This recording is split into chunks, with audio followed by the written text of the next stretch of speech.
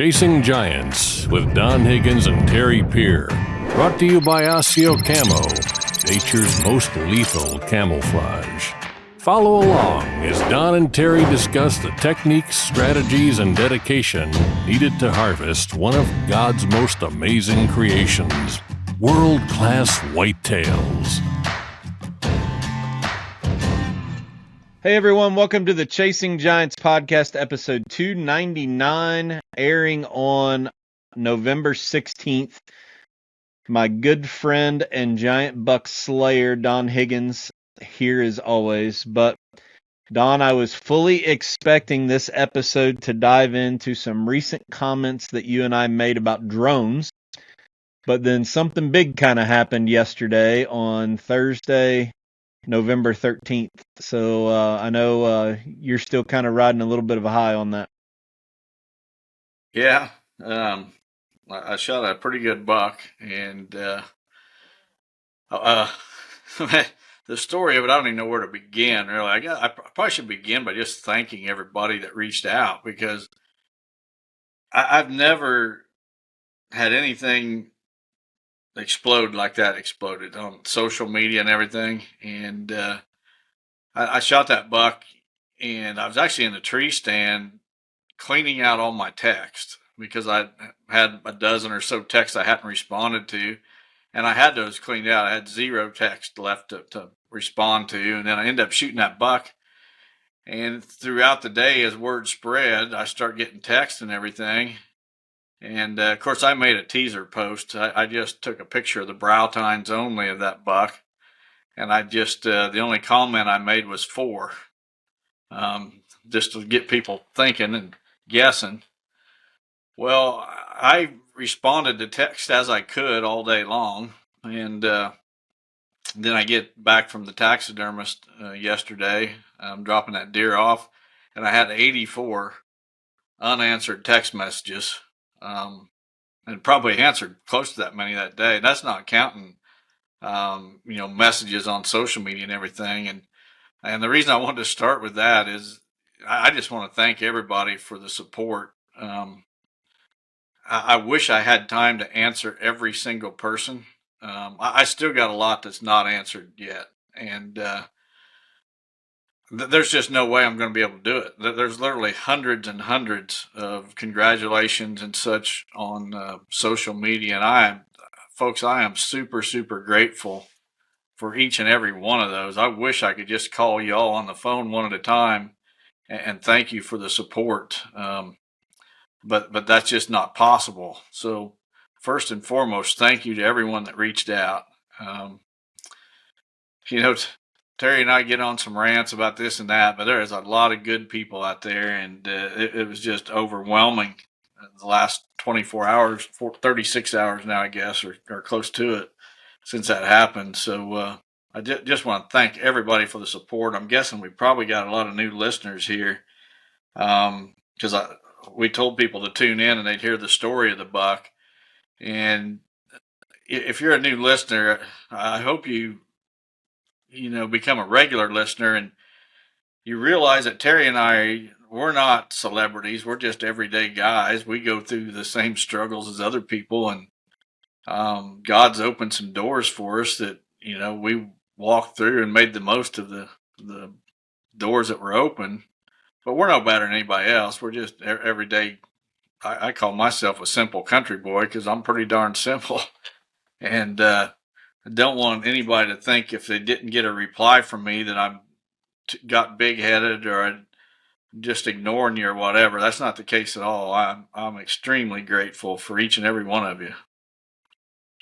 It's funny how I get to live that life through you, because it's amazing how many text messages I got asking about it because you're too busy. So I get the text messages wanting the inside scoop. And so here's the thing. I made a post yesterday saying how proud I was of you, and I mean that with all my heart, because I know you like very few people know you.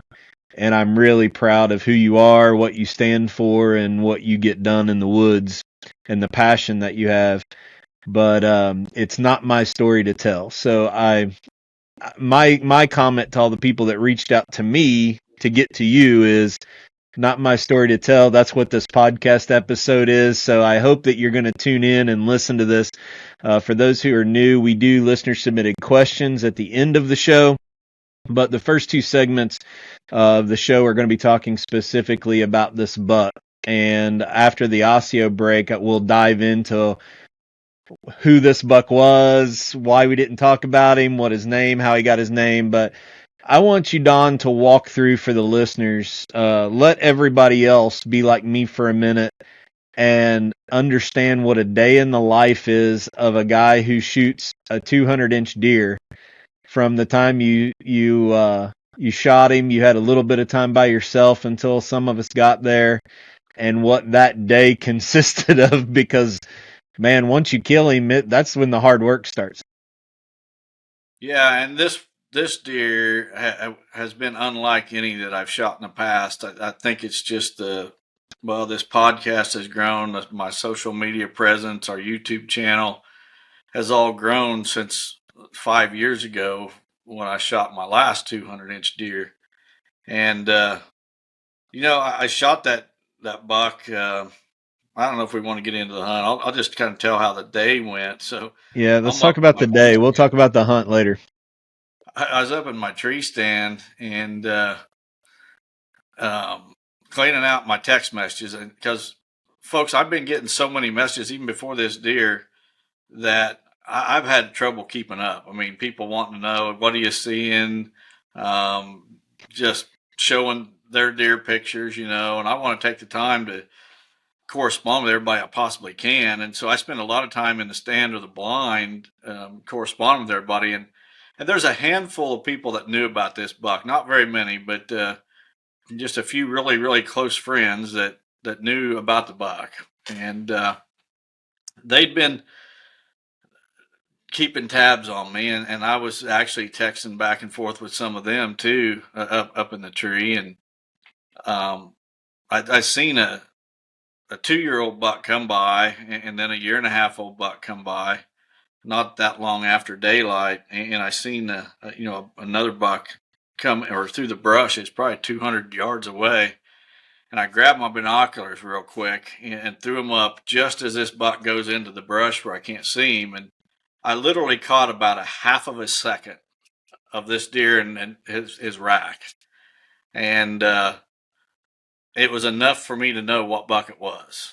And it was a buck I was going to shoot if I got a chance. And the buck, from where he was at when I seen him, he was likely going to go one of two ways, and one way would bring him right to me. He could have went the other way, but the good Lord was looking out for me. And a few minutes later, the buck comes out of the brush and he's headed right towards me and taking the same path that those young bucks had taken earlier. And I know I'm likely to get a shot at that point, and so I'm fumbling with the video camera and get it focused. But and then he comes up, and I mean, I got some fantastic video footage, and I shot him at 10 yards, and I watched him run about 30, 40 yards, and then tumble over, and camera's still running.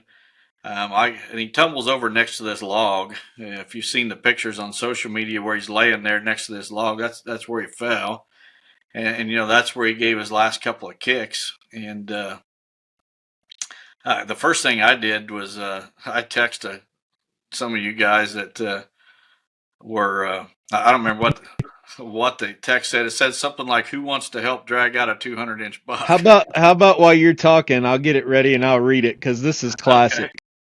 So I text just a handful of local guys that knew about this deer, close friends. I knew Terry was in the neighborhood hunting, so even though he lives in Kentucky, I knew he was close. And then I climbed down, and I seen my arrow sticking in the dirt, covered with blood, but the buck was down. I could see him from the stand.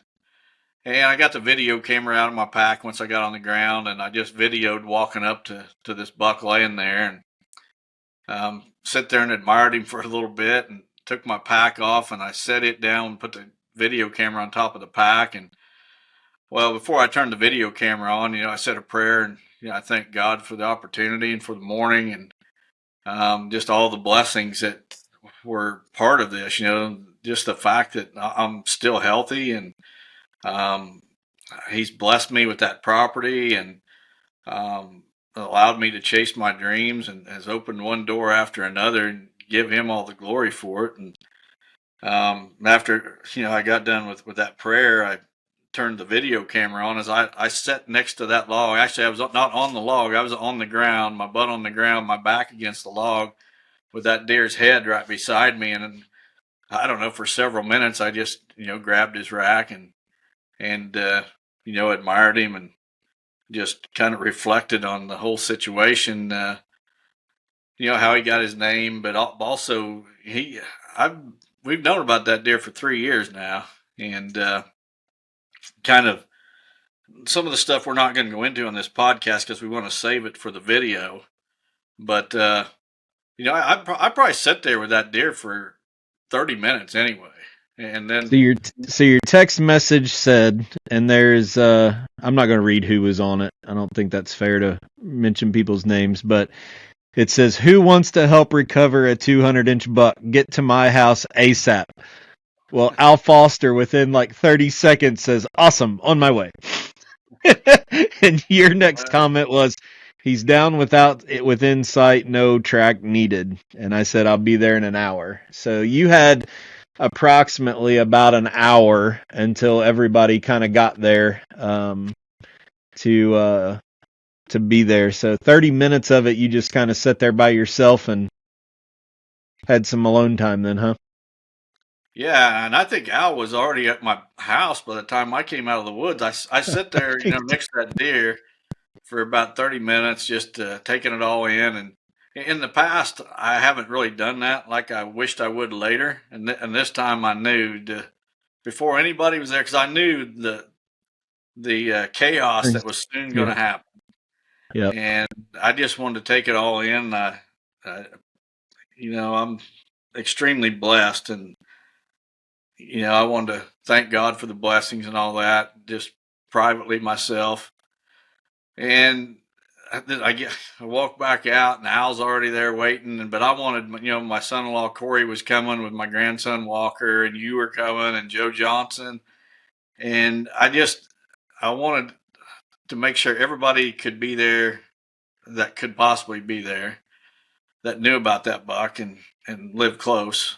Had some friends, some close friends that didn't live real close that knew about him, but they were too far away to make it for the recovery. But anyway, we all come in, and of course Kyle Harmon wanted him there for the photos.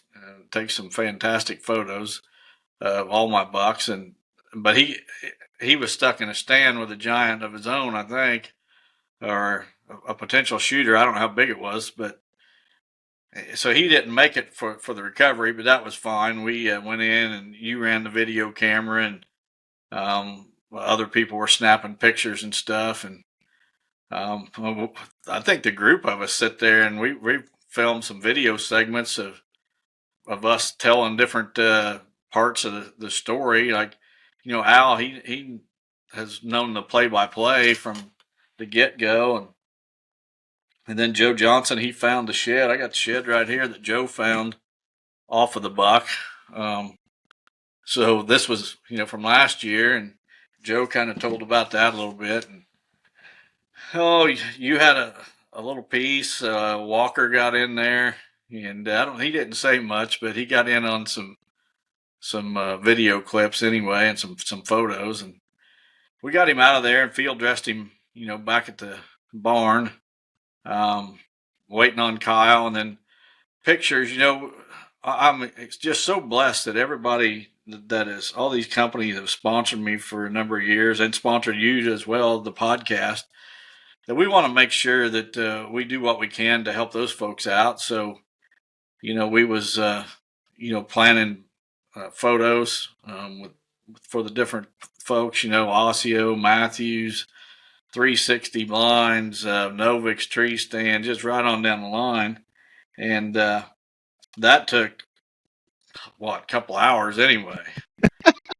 And The worst part of it for you, because you happen to wrestle on the ground with a deer.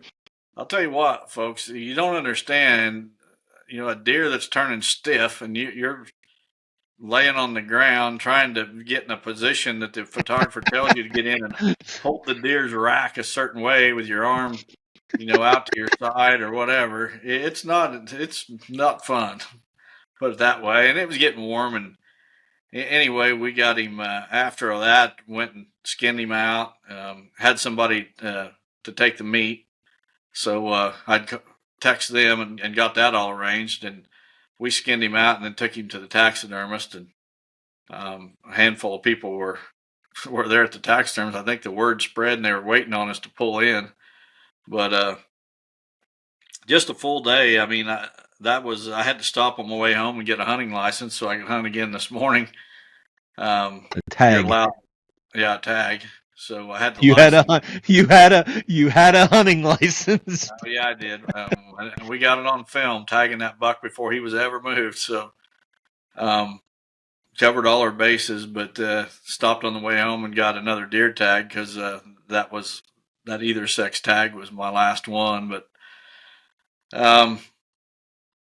it was kind of a whirlwind, to be honest. I mean, I was beat by the end of the day because I hadn't slept well the night before because our first granddaughter was born the day before, and my wife and I the day before drove to Indiana, and my wife stayed over there because she stayed with my daughter for a week or so with help with the baby.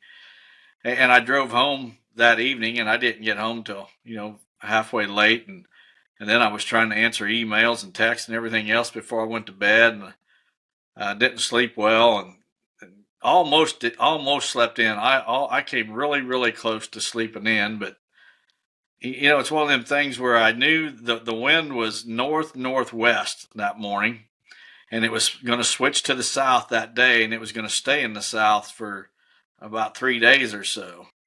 And I knew the stand I wanted to hunt needed that northwest wind, and I knew the next 3 days I wasn't going to be able to hunt it. So I knew I better get my butt out of bed and get in that tree, and that's what I did. And the rest is history, I guess you could say. All right. Well, we're going to take a quick break from Osseo. You have the antlers laying on your desk. When we come back, you're going to show those to everybody in front of your camera. So if you're listening on an audio platform and want to see this, you'll want to switch over to YouTube right now. And we'll be right back, and we'll talk about how this buck got its name, a little bit of the history, and then also disclose our plan for how we're going to edit the video. The video is going to take a little bit of time, folks. This is an interesting story, and where we're going to premiere that video at for all of you all to watch. So we'll be right back after this message from our friends at Osseo Gear. Osseo Gear was forged by apex predators. Our 2 camo patterns are built from nature's most lethal hunters and designed to vanish anywhere in the whitetail's range. Our Raptor pattern draws inspiration from the unique feather patterns of a great horned owl, while our Rapix pattern is derived from the patterns of bobcats, coyotes, mountain lions, and wolves. But camo's just the start. Every detail of our gear is engineered for bow hunters. From our patent-pending bow hunting collar to our premium fabrics that keep you quiet, dry, and dialed in all seasons. Osseo Gear is made to last, with our lifetime warranty standing behind every stitch. Visit Osseo Gear and use code CHASINGGIANTS for 15% off your first order. That's ASIOgear.com. So, Don, it was a whirlwind of a day, getting the buck shot, waiting on people to get there, getting him out, gutted, pictures, skinned, then taxidermist, and come home, and you scored the buck, and he went around a little over 203. You shared that score sheet on the social media post on November 14th Rut Report, if anybody wants to go check that out. So before we dive into it, why don't you hold up this giant rack? You actually brought it back from the taxidermist. You weren't going to leave it there. So No, I'm going to have to slide back away from the computer just a little bit. But So walk people through the characteristics a little bit of this, and I want you to start with my favorite point, and that's that bladed G3 on the deer's left antler for people to check out. Yeah, so the thing about this buck is he'd always been a 6x6. Since he was 3 years old. He was 5.5 when I shot him, but since he was 3, he'd always been a 6x6. But this was the first year he had a 5-point side, and this one bladed tine here. I mean, you can see how much bigger that tine is than my fingers. I mean, it's just a big old fat tine, and I think my favorite characteristic is this deep fork right here on his other side. Yeah, there you go. And he'd never had that in the past. He'd been a fairly Which is clean. interesting because you have some fork G2 genetics on the farm with, Smokey and Mel. Yeah. So if you look at his shed antler, this is what he had pretty much been, a fairly clean 6x6. He had a little bit of extra down there at the base, as you can see, but he was just a fairly clean 6x6, and he went to a 6x5 with the forked G2 on the one side. Added a bigger brow because he'd always had short brows. If you look at the shed, see how short that brow was. That dagger point off the base here, you can see that he still got that. Carried that over. Still has the short brow on the one side, but grew a longer brow on the other. So did some things I wasn't quite expecting. Yep. So we're pretty sure that deer probably put on, what would you say, 20 inches of antler about from the year before, maybe 22, 23? Something like that. He's about 180 the year before. Yeah, that's kind of what we had. I think you had said we were within probably 4 inches of our guess about what he was the year prior. I know both of us had a lot of time with that deer walking underneath of us the year before. He actually makes a cameo appearance in the King David hunt, which will air on Chasing Giants TV on Thanksgiving Day. So for those of you who are going to watch the King David hunt on Thanksgiving, you'll actually see this buck do a little bit of B-roll footage in it. But yeah, so before we really dive into this too much, I guess we probably ought to explain the management of the farm, because I'm trying to grow the biggest bucks possible. And that means that the bucks with the best antler genetics, we're trying to get them to the older age classes. And we're shooting some of the bucks with poorer antler genetics at a younger age, so that there's less competition for the ones with the better antlers as they get older, and they're more likely to stay on the farm. We're not trying to change the genetics on the farm, although after 20 years of doing this, I'm pretty convinced that we are changing the genetics to some degree through that culling. But this is a buck that always had potential. I mean, even as a 3-year-old, I mean, this is his 4-year-old antler here, but even as a 3-year-old, he had the 6x on both sides, 6x6. And, that's a trait, obviously, that we want. So, but I want them to get as big as their genetics will allow them to get. And folks are going to, by the time I get done telling this story, they're going to think I'm absolutely nuts. But so going into throughout the summer, I've got lots and lots and lots of velvet pictures of this buck, and we'll be sharing those on the video. But he was right at that 200-inch mark, and I didn't think he was quite going to make it, to be honest. I thought he was going to be in that 196, 197, 198 range and barely miss it. But a lot of friends were convinced that he was over 200. And I have a tendency to be a little conservative, just because, well, the main reason is because of I don't want to ruin my reputation. I don't want to be known as a guy that's always exaggerating antler scores.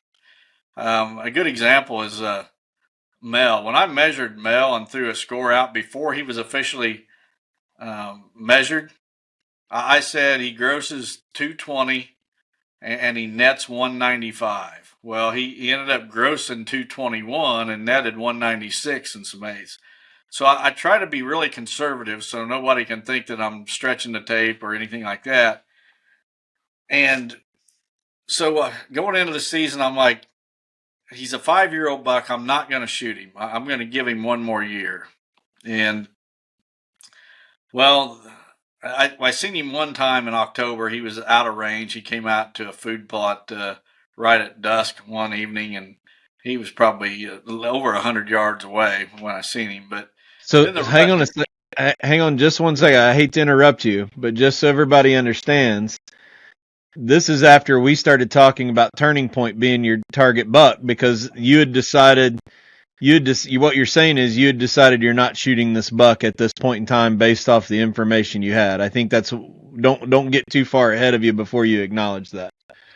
Yeah, so I had another buck on a permission property that's 5 years old as well, and I think that buck didn't have what it takes to get bigger. He's probably about as big as he's going to get. I can't see that buck adding more than 4 or 5 inches next Just year. doesn't have the frame. No, or the extra points or anything like that. So I thought, instead of shooting this buck on my home place that's 5 years old, I'll just go after this buck on this permission property, and that'll be my target buck, and named him Turning Point, and the hunt's on. But I was still spending some time on the home farm because I like to get video footage of all my bucks to video document them throughout the different ages in case I shoot them later. I want to be able to tell the story with that video footage. So in October, I seen this buck one time, buck that I named Doubting Thomas. And we'll get into that here in just a little bit. But so the rut rolls around November. I start hunting hard. I've literally hunted harder this year than I have in probably 20 years. I just feel better health wise, but I just, for whatever reason, I'm driven, and I just get out of bed every morning and just go, and having a ball doing it. But so I don't know, about 2 weeks ago, early November, first few days of November, I'm in a 360 blind that morning, and this blind is situated on the edge of the sanctuary, and I've got, as I'm looking out of the blind, I got two pear trees right out in front of the blind, kind of to the right a little bit, and to the left, I've got 3 apple trees. And then there's a handful of chestnuts and persimmons around those too. It's kind of like a mixed fruit grove, and it just attracts those deer along that downwind edge and gives them another reason. Besides the bucks running that downwind edge, there's the food source that draws the deer as well. So, anything that we can do to increase deer traffic in front of a blinder stand, we do. And so I was sitting there one morning, and I see this buck, Doubting Thomas. I seen him coming through the weeds and stuff towards me. And I knew from past trail camera pictures, which we'll share in the video, that he liked to feed on pears, and that buck loved pears. I got lots and lots of pictures of him under those pear trees in front of that particular blind, and he's coming that way, and I'm thinking I'm going to get some good video footage. I have no intentions of shooting him at that point, and that buck walks up, and he feeds under them pear trees, and the pear trees are like 18 yards in front of him. The trunks are 18 yards in front of the blind, and he's on my side of the trunk. I mean, he's like 15 yards from me, feeding on pears and broadside, and there's not a blade of grass between us. And I'm just sitting there in the blind with the camera stuck out the window filming him the whole time, not even thinking about my bow. Well, he gets done feeding on a pear or two, and he walks off, and he walks over by the apple trees, and then he goes on out of sight. And as he's walking away, I'm thinking, man, he's bigger than I thought. He's bigger than he looks in the pictures. I think he's 200 inches. And I'm thinking, if he comes back, I'm going to shoot him. Well, as luck would have it, he did come back. And he bedded, I'm not kidding, he came back and he bedded 15 yards in front of the stand. but he's at an angle. I can't shoot him where he's bedded because of the shot angle and everything. I wasn't about to. But I got some video footage of him laying there in the grass and weeds right there in front of the blind. And he only laid there for maybe about 3 or 4 minutes. And the wind had switched just a little bit, and he caught my scent. The wind had swirled, and he caught my scent, and he stood up, and he's just as alert as he could be. And he knows something's up. He knows I'm there. And he just kind of head held high, stiff legs it into the cover.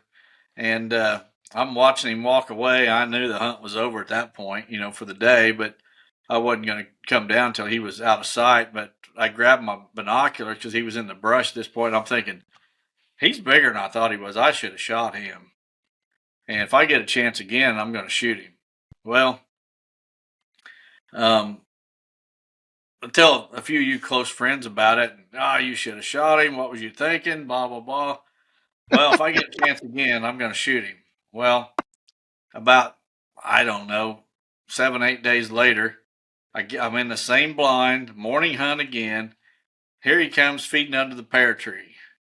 And I'm running the video camera, and I'm sitting there, and this is how he got his name, Doubting Thomas. In the Bible, when Jesus was resurrected, some of the disciples seen him, and they told Thomas, and Thomas didn't believe it. And Thomas wasn't going to believe it until he laid his hands on Jesus and touched the wounds in his hands. And I just couldn't bring myself to believe that there was 200, but yet I'm looking at him and I know he's 200, but I just can't believe it because I don't know why. I've just doubted that he was. And there was actually a few close friends that seen some of the pictures throughout the late summer and fall. We're guessing, anywhere.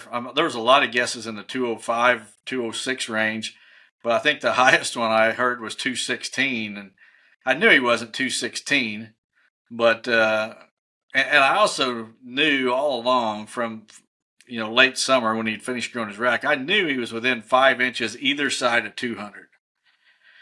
And I thought, man, I don't want to shoot him when he'd be, 197, and I could have gave him one more year.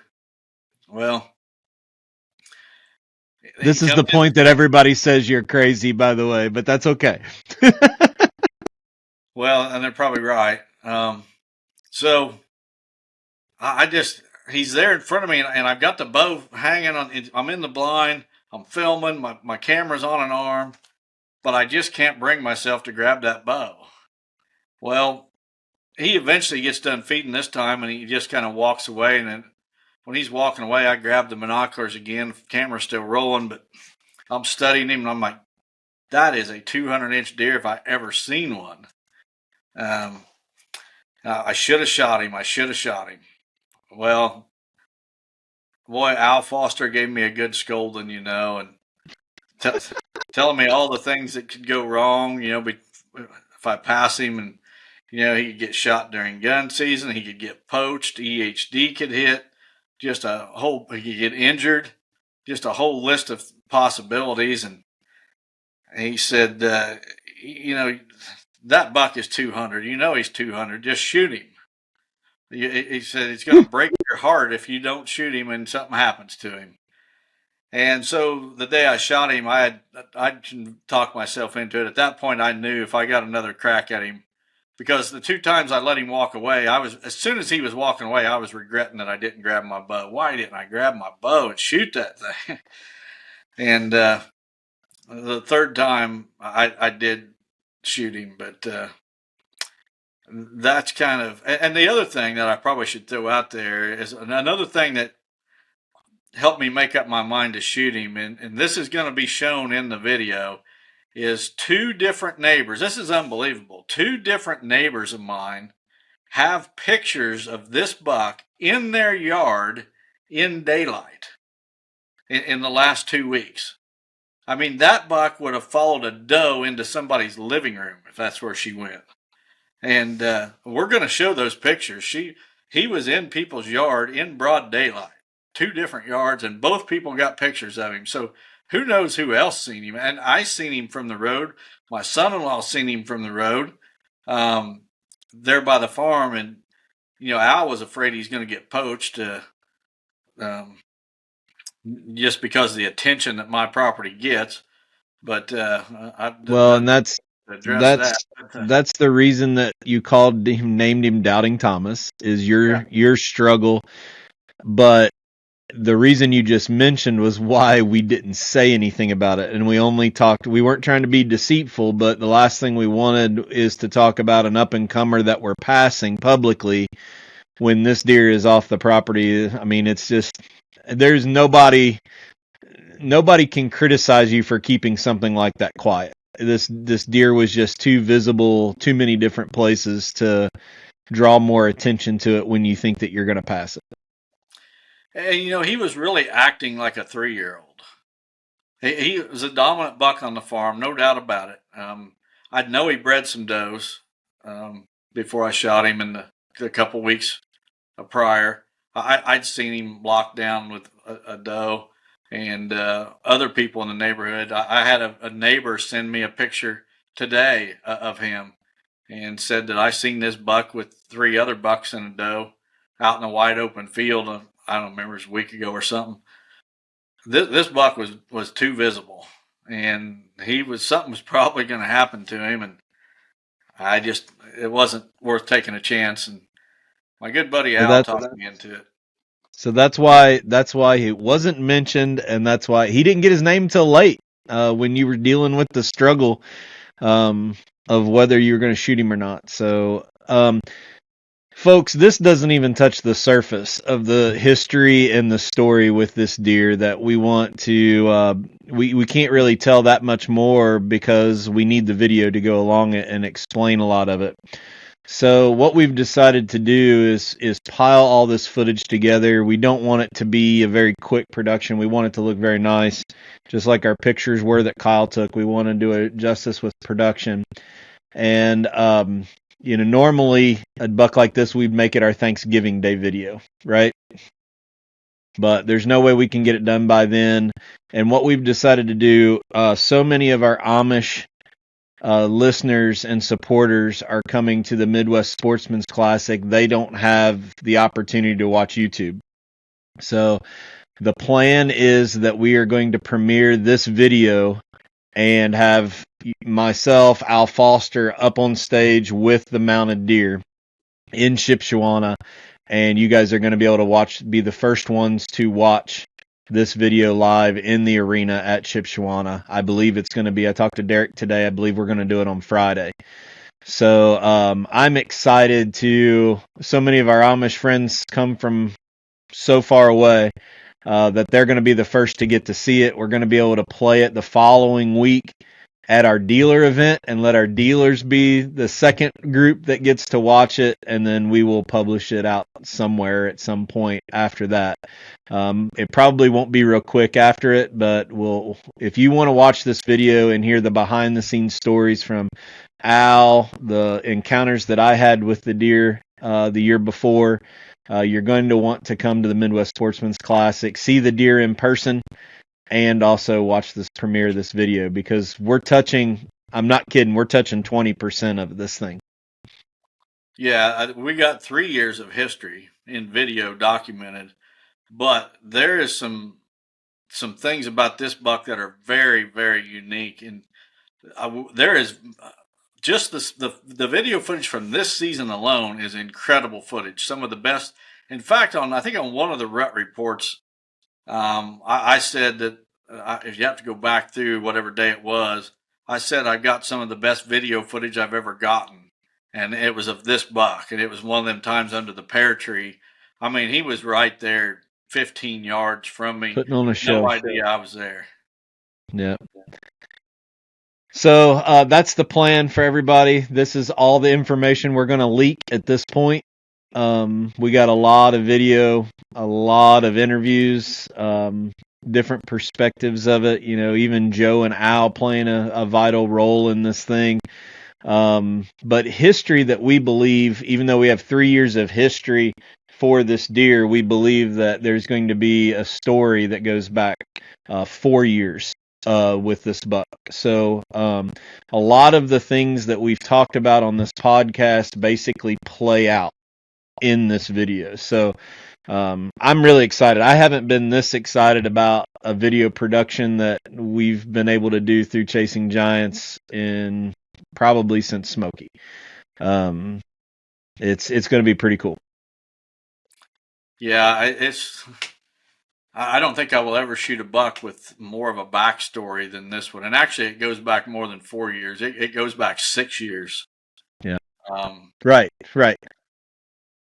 So, yeah, all right. 6 in the making. So make sure Midwest Sportsman's Classic is going to be awesome this year. They're doing all of you fishermen that love fishing. Fishing is going to play a big part of this one, along with our deer hunting. Our friend Brent Henderson's going to be there. Wes Delks is going to be speaking.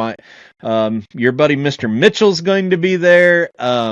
This is a full all-star cast of Derek was going through the agenda today of how all this is going to work. And are we okay saying, do we want to commit to what we decided to do with your 4?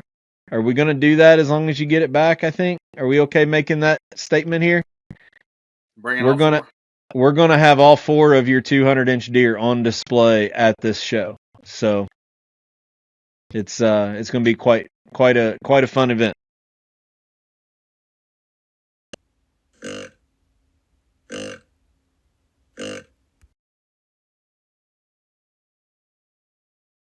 Do you enjoy hunting and the great outdoors? Then join us in Shipshawana this February for exhibitors, demonstrations, and exciting seminars. The other thing that I've noticed about Lake Michigan bass, Lake Huron bass, they travel more than anywhere. I don't have to have them be vocal for me to keep calling that out. So I know they still should be in the area because they're not always going to be vocal. So my best advice is start hunting young, hunt everything you can hunt a lot, and shoot a lot. You'll be better for it when that big moment happens.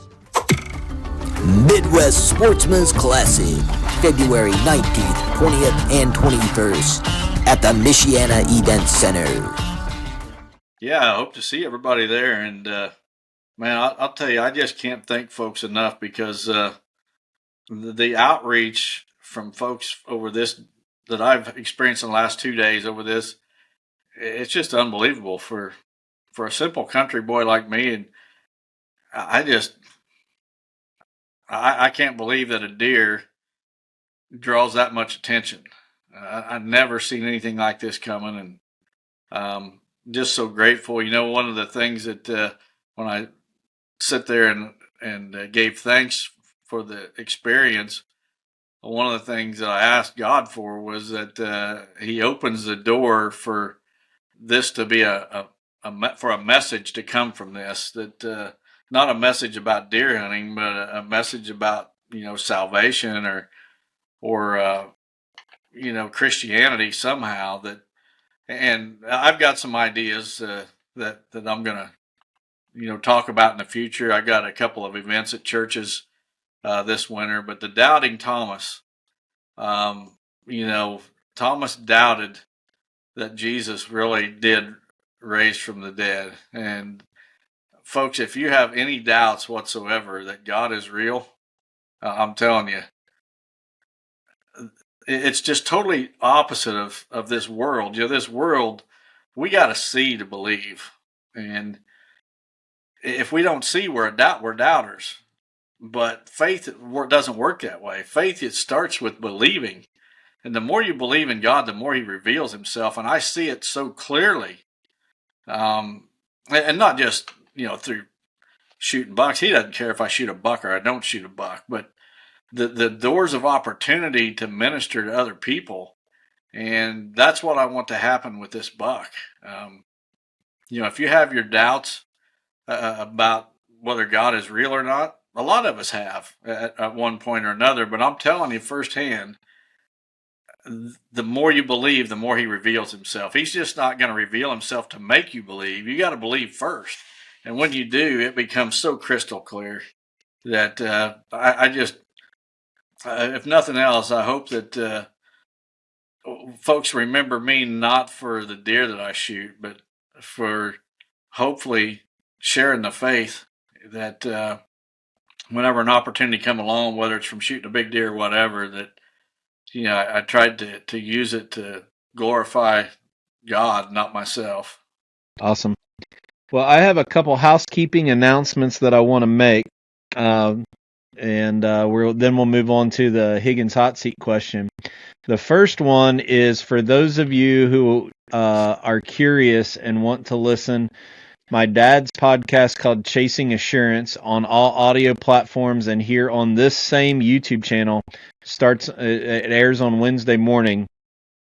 Dad is going to release a series of episodes addressing assurances for folks who have dealt with divorce. And you and I have talked about this on this podcast, and my dad, who is one of the most respected theologists and ministers in the country, is going to dive in and really explain the nature of what the Bible says about divorce. And it's not even going to fit into one hour episode.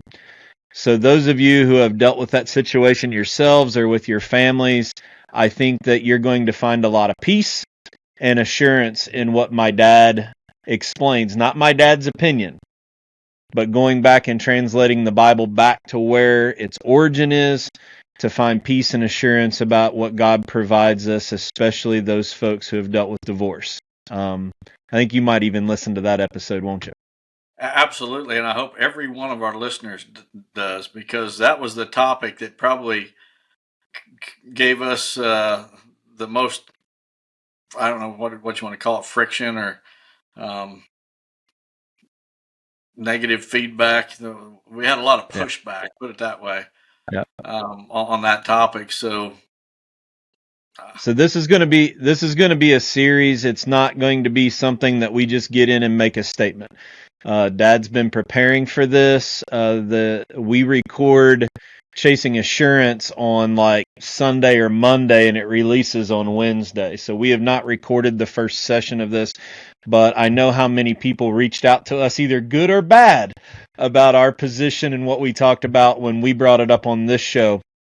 I encourage everyone, including our Amish Mennonite folks, find a way to listen to it. It is not on MTech, but find a way to listen to this as it releases on Wednesday morning. We really appreciate your support and your help.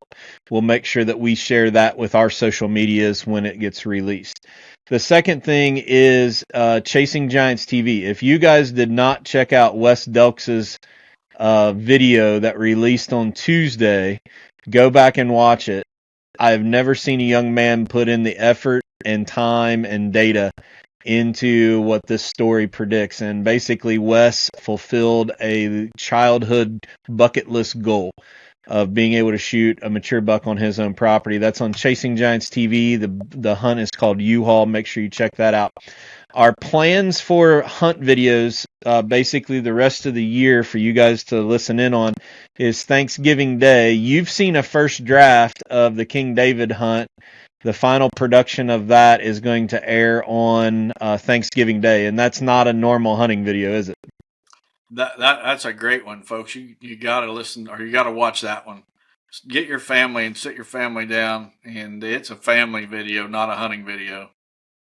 And then we got another Joe Miles hunt early December, and then we're saving a very, very special hunt for Christmas Day. And then again, as I mentioned, we'll be releasing the hunt for Doubting Thomas at the Shipshewana show. Not sure when that's going to be public. We have to make some decisions about that, but it will air at the Shipshewana show and at the Real World Dealer event the following week. So let's take a quick break, and we'll be right back with the Higgins hot seat question. So I've seen a poll or a question about when a guy shoots a buck, who's his first text message? And this week's 360 Blinds Higgins hot seat question is going to be, Don, at what point in the process with your wife caring for your new granddaughter in Indiana did you let Robin know what was going on? She was right there. She wasn't the very beginning because I wanted to get people headed that way to help me get him out. So I text all you guys that text you read. And then I think she was the next one after that. So what was her reaction to you? She's been one of your biggest supporters and cheerleaders for your entire life, even before we were doing this kind of for a living. What was her response, probably as she was holding your granddaughter? Yeah, she was happy. And then when I sent her a picture, it was like, oh my, he's a giant. So, yeah, I mean, she's seen enough deer that it takes a little bit. She's kind of like me. It takes a pretty good one to get her fired up. But when she seen the picture, she perked right up. I think it's kind of interesting. You can those watching on YouTube, you can comment down below who your first text message is always to, but I think all of us pretty much have that small group of loved ones and friends that we share it with. Yours is a little different because once it leaks and it goes viral, the floodgates open up. But we had a couple text messages and conversations with some friends at some partners of Chasing Giants, but then you had the opportunity. I FaceTimed Wes Delks and got him on the phone so he could see him, and I knew that meant a lot to you too. Yeah, Wes is just a fine young man that is gonna leave his mark on the whitetail industry before he's done. And I'm just so proud of him for basically his character and his integrity more than he's got whitetail knowledge, well beyond his years, but it's his character and his integrity more than anything that really impresses me. And it was good to get him, on that on the phone and give him a look at the buck and get to see his reaction. Yeah. Supposedly, if we have a decent wind on Monday morning, when everybody's listening to this, he's going to be in a tree stand filming for me for a day or two. So we'll see if we have the right wind and hunting conditions for him to come over, and he wants to spend a little time hunting with me, but we'll have to wait and see what the wind is and whether it's a spot that I can get a cameraman in with me. So we'll be right back with a Midwest Land Group listener submitted questions. We're going to try to get a few in before we get done today. Does your real estate agent know the difference between a rub and a scrape? Or did they ask how many deer you caught this year? At Midwest Land Group, our agents evaluate the land the way serious hunters do, because it's exactly who we are. From surveys, soil types, floodplains and easements, to timber quality, tree stands, access, and food plots. Whether you're interested in buying or selling, work with an agent who speaks your language. Visit MidwestLandGroup.com to connect with one today. Midwest Land Group. Buyers, sellers, land, connected. All right, the first question comes from Anthony Wood from Cedartown, Georgia. Says, I've been a hunter for almost 40 years and have always heard the term bucks are locked down. What is your explanation of why the bucks are locked down? I love the show and videos. I have applied many of your tactics to my personal use. Thank you. God bless.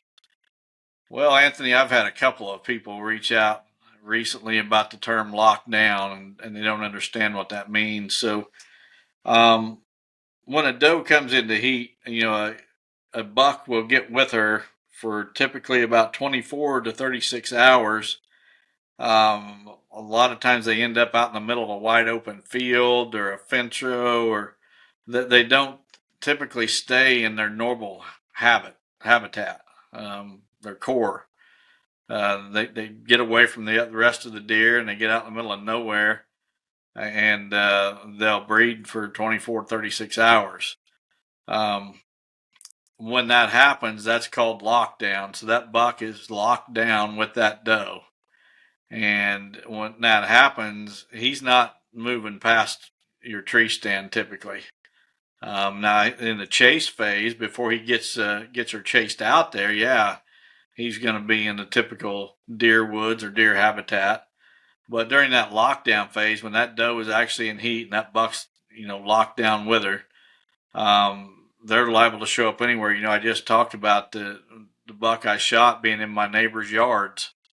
That's a case where he's chasing that doe away from the typical deer cover and getting her alone. And a lot of times he doesn't get her alone. There'll be 2 or 3 or 4 other bucks that are tagging along, and a group of them are out there with one doe, running around and breeding her as she allows them. But when they're in that lockdown phase with a hot doe, they are very, very difficult to kill, to get a shot at.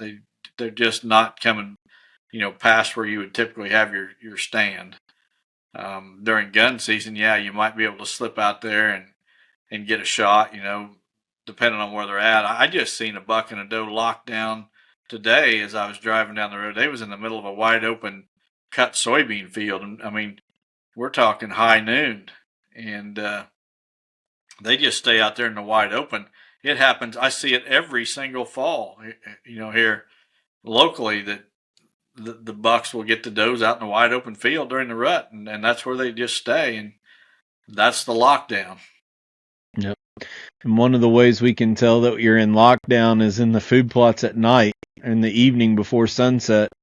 All you see is fawns, yearling deer, because the mama doe has been pushed off somewhere else and the fawn's left there to fend for herself for a little bit until she comes back.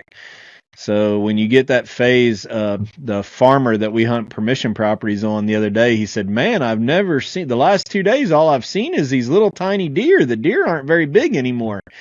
It's like, yep, we're in the middle of lockdown. So, yep. All right. Well, let's put the next question up on the board and see if we can get a couple more done. Yeah, before we get on to this next one, we got a lot of new listeners. I want to let them know that what we do here is we read a handful of listener submitted questions every week. And if we use your question, we send you a free Chasing Giants t-shirt. So if you go to chasinggiants.com, you can submit your questions there. You'll put your name and address and everything in so we know where to send the t-shirt. The other way you can do it if you don't have internet access is you can mail your question. Be sure to put your name and your mailing address so we can send you a shirt if we use your question. You would mail that to Real World Wildlife Products, P.O. Box 55 in Arthur, Illinois, and the zip code is 61911. But I will let you know that we get a lot of questions every week, so I'm going to guess we get 30 to 40 questions submitted a week. And on an average week, we're probably going to answer about 5 of those. But if we do answer yours, you'll get a free Chasing Giants t-shirt. All right. So, yeah, we love to talk about usually it's the second half of the show. We went a little bit long talking about your buck, but we like to talk about what you folks like to talk about and want questions answered. So we'll move on to the next one. This one comes from Eric Phillips from Loganville, Georgia. It says, first off, thank you for the great information y'all deliver weekly and the great works y'all do in the name of the Lord daily. My question comes from me gutting a doe the other day, 10/27/25. She was still producing milk. Does that mean she was still nursing this year's fawns, or could she be pregnant already and getting ready to nurse? If she were still nursing, could she have gone into her estrus cycle in November or even this year? Well, Eric, yeah. I've shot 3 does so far this season. 2 of those had fawns, and yeah, they were both producing milk as well. I've seen fawns nursed during hunting season many times in the past. So if she's got milk, she's had fawn, or she does have fawns currently. She will still come into estrus, even though she's lactating and producing milk. An interesting thing is, we've been talking about, we was talking about the early lockdown we've seen this year across the multiple states, and our listeners reported these bucks being locked down like around the 1st of November, about a week or so earlier than we would typically see it. And one theory that I heard that makes total sense, I had a guy that raises cattle suggest that possibly, when a cow loses her calf, she will come into heat a lot quicker than if she's nursing her calf. And he surmised that possibly a doe that has lost her fawns, maybe she's coming into heat a little earlier than she normally would, and that explained that early lockdown. So I don't know if that lactation or lack of lactation that brings a cow into heat early works on the whitetail or not, but seemed like a pretty viable theory. All right. Do you want to try to get one more done, or you want to save the others for the next episode? We can answer one more. We got one that's going to take some time. We'll save that one. All right, so we'll get this one up. This one's we should be able to answer this one pretty quickly. And there's a part of your hunt video that we're going to produce that plays along with this too. This one comes from Matthew Montag from Liberty Township, Ohio. It says, "Hey Don and Terry, I was talking with a hunter years ago, and he claimed that there was a specific place on his property where bucks and does would meet when the does came in estrus. He termed this the meeting spot on his property. I have never heard of this before, but I was curious if either of you have witnessed similar behavior on your own properties or heard others discuss it on theirs. Hope the Lord blesses both of you with your target bucks this rut." Well, he certainly blessed me. The meeting place, to be honest, the meeting place, if anything, is the scrape. The scrape is where deer communicate. The bucks will rub their forehead on the overhanging branch, or if it's a mock scrape that you're using a vine or a rope, they'll leave their scent on that vine or rope. They paw the ground and urinate there. That's how they communicate. Whether I would call that, I don't think, just trying to read between the lines and envision what you're describing here. There's not a place in the deer woods where the deer just go and like a singles bar where they hook up. A doe knows she's coming into heat, so she goes and stands in a certain spot, knowing all the bucks are going to come there to find her. It doesn't work like that whatsoever. They find each other with their noses, not with their eyes. And a buck can smell a doe for a long way off, especially a hot doe. So I don't think that the situation you described actually happens. But I think that topography and travel corridors of a property will have areas that get heavier traffic concentration, and usually those are where the deer will find themselves. That's why Bobby and Joe talk about rut funnels so many times, is usually there's a big scrape at a rut funnel, which is where a concentration of traffic is just narrowed down to one specific area. And we've seen that when we went to retrieve my buck, and maybe that's what you was alluding to. Yeah. There was some big rubs right there and scrapes, all within 25 yards or so of my stand. And that was the classic Midwest rut funnel, right where I shot that deer. So, it's hard to envision what he's describing, that I just envision reading his submission that there's a magical spot in the woods that the deer just all go and stand around to meet each other. And maybe that's not what he meant. If that's not the case, I apologize. Don't want to put words in anybody's mouth, but that's just kind of the interpretation I got from reading that. No. All right, well, submit your questions. We appreciate everybody who's tuned in to this special episode 299 as Don has killed his fourth 200-inch deer. Make plans to go to the Midwest Sportsman's Classic this February, be able to see us, see the bucks, and to see the premiere of this hunt video. It's going to be a very, very special time, not only for this buck, but all kinds of resources and educational opportunities. Good companies with good products are going to be there again. It's make sure you check that out. Also, for those of you who are new to the show, Don and I are very open about our faith. And in everything that we do, we want to glorify God and use it as a platform. At the end of every podcast, since these air on Sunday, we have what's called Sunday Night Prayer Time. So after this podcast goes, if you stay on to the audio file or keep watching the YouTube after the closing credits, there will be a friend of ours who does a very short little devotion and prayer for all of our listeners as we start this week. And this week's prayer time is done by Tate Hale from Eastern Ohio. So Tate's a great guy. He is suffered an amputation on his leg and has had a dandy of a year. He shot 2 bucks, I think, already. but just super great warrior, good friend, and he is doing the Sunday night prayer time. So make sure if you're new, if you stick around and listen to that. Also, Chasing Assurance podcast on all platforms airs on Wednesday. I really suggest you guys give Dad a listen on this, even if you haven't been through a divorce. There's just so much bad information out there where I think we can encourage those folks who have been through the struggles with divorce and knowing how God provides some assurances to everybody. So encourage you guys to listen to that. Other than that, any closing comments and take us out here, Don?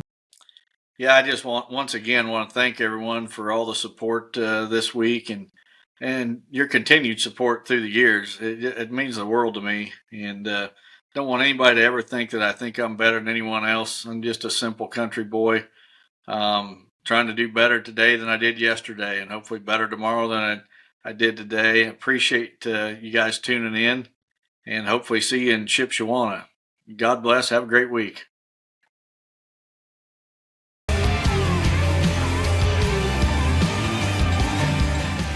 Chasing Giants has been brought to you by Osseo Camo. Thanks for listening, and tune in next week for another episode of Chasing Giants. Hey, what's up, man? Tate Hale back here with you for this week's Chasing Giants prayer. And I got to tell you, it has been a whirlwind of a week for me. And the whole week has kind of just been a mix of servitude and blessing. And I just got back from recording a podcast with my co-host on our podcast, The Greater Than Sessions. And we shared kind of this last week I've had and this whole idea of serving and blessing. So that's kind of what I wanted to just talk about today, because it was very powerful what we just recorded. So to give some backstory, last year I flew down to Texas. I do some nonprofit work and ambassador for Disabled Outdoorsmen USA out of Texas. And I flew down to our gala, and they asked me to give a public speaking, for public speaking. Flew down, gave a speech, and through serving, and just wanting to serve the nonprofit and serve the mission. The blessing that stemmed from that finally came to fruition this past week. Little did I know it, but there was a first-time attendee at the gala, Mr. Sheldon Growthhouse, the owner of Texas Ranch Sales, and heard my talk and I guess was moved and told his number one guy that was with him, said, that guy's coming to my ranch next year and he's going to hunt giant whitetail and you're going to be his guide. So long story short, this past week, I went to Hondo, Texas, about 45 minutes west of San Antonio, and hunted some of the biggest whitetails I've ever seen in my life, and was blessed enough to harvest a pure white piebald 7-year-old South Texas giant. So that's a little bit of the backstory. This whole idea of serving and blessing. And as we know in the Bible, it says, even Jesus, the Son of Man, he did not come to serve, but to be a service to others and give his life as a ransom for many. So that's kind of where we're going with this. The whole idea of how can we serve and be a servant to others, not expecting the blessings which will be poured out on us. But I believe, guys, the more I keep serving and sharing my story and the pain that it puts me through and giving that away to other people, the more that it's like God is saying, yes, this is what I want you to use you for, to use that situation to grow my kingdom. Well done, good and faithful servant. Let me pour out some blessing on you.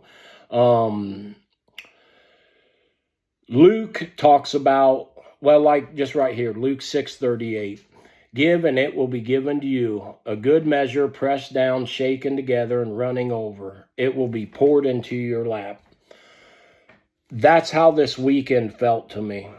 the blessing that I'm trying to be to others, and I don't feel worthy of it sometimes, it was literally given to me back, pressed down tenfold, and then just placed in my lap.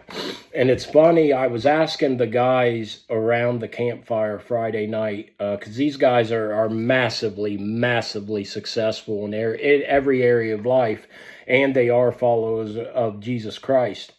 And I asked them, I said, guys, why? Like, why do you do this? You never met me until this weekend. You seen me speak. You really didn't know me, but yet you're giving up your time. You're giving up finances. You're giving up time away from your family. Like, why? Why? And Dave, who runs Texas Ranch Sales for Mr. Sheldon, he said simply, and it just shut the conversation down right there. It blew me away. He said, Tate, to whom much is given, much is expected. And I thought of that, and I've seen this man who is blessed beyond measure, financially lives a life that I could only dream of living. And on the way to the airport, I asked Dave more about that. I said, why'd you say that, Dave? He said, because, man, I don't come from money. And coming up, I noticed that you can't outgive God. Like, the more I would serve him and the more I would pour into other people, the more good things just happened to me and the more blessing that was poured out upon me.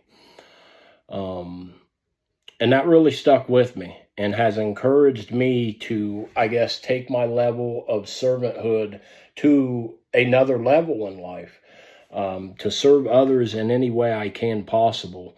And the ultimate, I guess, goal of that servitude is growing heaven, spreading the gospel, and getting heaven as packed as we possibly can. And the more I've tried to do that, like I mentioned earlier, God's just showed, like, here, I'm going to pour out my blessing. You know, last Wednesday night, I tag out my Ohio archery buck. Next night, I'm in a hotel, early morning flight on Friday to Texas, and in a 72-hour stretch, I have the greatest whitetail season of my life. Archery, harvest in Ohio. Saturday evening, my greatest whitetail to date, harvest. And I thought about a verse I read last year when a couple days after the gala, the founder of Disabled Outdoorsmen called me, and he had Mr. Sheldon Growthhouse and Dave on the phone, and they let me know, we were at the gala, we heard your talk, and we're just so moved, and we wanted to offer you an all-expense paid trip to Hondo, Texas to hunt the Big Drop Ranch. Later that day, I was doing some study work and come across Malachi 3:10, which I want to share with you. If you do, says the Lord of the heavens armies, I will open up the windows of heaven for you. I will pour out a blessing so great you won't have enough room to take it in. And that's kind of how this last week feels for me. Like, I am just now starting to process all of God's goodness, all of God's love I experienced this weekend, all of God's faithfulness. And it's really encouraged me, I guess, to kind of step it up in my own life of servanthood and servitude for others. So that's kind of what I want to do, is just encourage you guys to serve others. And I see that with a lot of you, just like Rich last week wanting to come over and serve me and take these great high quality photos of my buck. And I believe that is why Rich is being so successful with Tagged Out, with his family, with his fitness.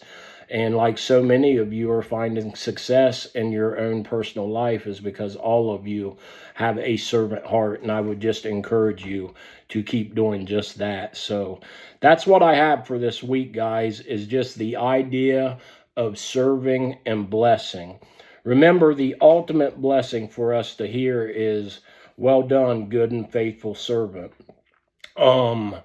But to hear those words, we got to be two things. We got to be good and we got to be faithful.